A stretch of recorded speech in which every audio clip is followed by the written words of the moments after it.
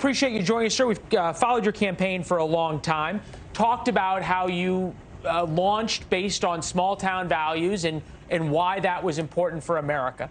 I'm wondering why you feel that after this much time and a lot of money, you don't feel like you've really caught fire yet. Well, actually, we feel great about where we are. There's national polls don't really matter. We should look at Iowa and look at New Hampshire. That's where we're investing our time on the ground. And New Hampshire poll last week had us tied for 4th place. And half the people in the state still hadn't learned about who we were. And so when we've caught up to people that have already run for national office, held national office, been pundits on national television, and we're already past some of those folks, we feel like we're off to a fantastic start. No, fair enough. If you want to ask Bill Clinton about what a 3rd place in Iowa finish will do for you, 3rd place in New Hampshire will do for you, I can do an awful lot. So there's some history to what you're saying, and I admire that. You made a great point to George Stephanopoulos that elections are about the future, and they should be, right? And I'm wondering how much of the fault you think lies with, and we'll call it the advocacy media on the left, that is obsessed with the culture war and obsessed with Donald Trump and covering him, and makes it hard to have a substantive debate about the issues. Well, no, it's an actual strategy. I mean, as long as the Biden administration can have all the support from mainstream media talking about Donald Trump every day, then they don't have to talk about Biden's horrendous track record on the economy, interest rates at a 22-year high, what we got ballooning federal debt. They don't have to talk about energy policy. We should be selling energy to our friends and allies, not buying it from our adversaries like the Biden administration does.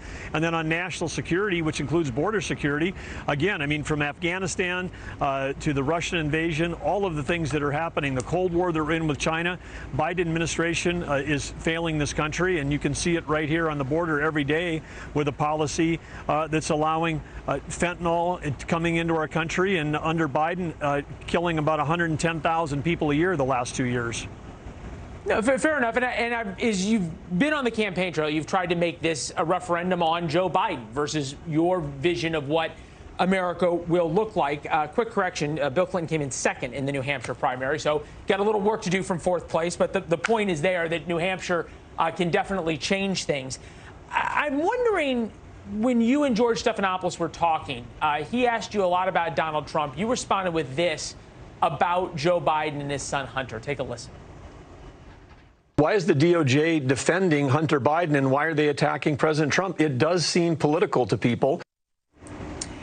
Can you say right now that President Burgum would appoint a special counsel to look into, or ask his attorney general to appoint a special counsel to look into Hunter Biden, how this investigation has been handled, and whether there should be additional charges against Hunter Biden and or any other members of the Biden family?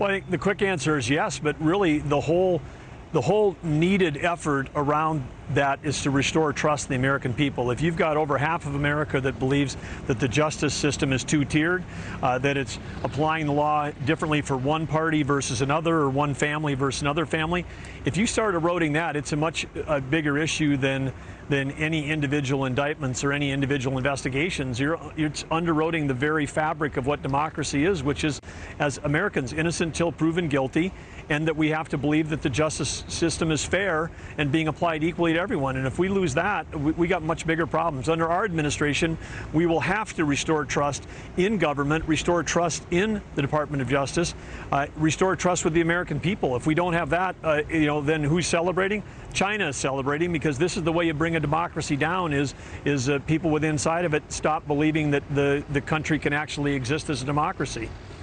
No, fair enough, and I understand that. And I get your reluctance to want to talk about the past and talk about former President Trump. So I'm not going to ask you about that, but I'm going to ask you this. You're running for a job that George Washington had, Teddy Roosevelt had, Eisenhower had, Reagan had.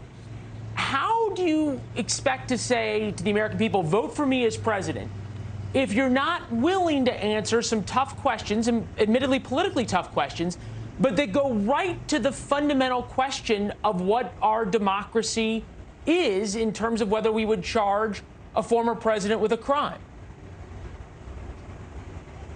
Well, I think there's plenty of time to answer those questions. And like I said yesterday to George, I mean, there's an entire cable news empire built around talking about these things. There's social media networks and clickbait that's built around that. And we've got 6 months for people to understand who we are, what we can do, how we've led, how I've got 30 years of experience in the private sector, building companies, starting from scratch in a small town, having jobs where I take a shower at the end of the day, not the beginning of the day. Executive branch leadership done right will improve the life of every single American. We can bring out the best of America. We can't do that if all we're talking about is the past. Yeah, 89% of Republican voters say they believe the country's on the wrong track, and a lot of Democrats feel exactly the same way. Thanks for watching. Go to newsnationnow.com to find NewsNation on your television provider. And don't forget to subscribe. Click the red button to get more of NewsNation's fact-driven, unbiased coverage.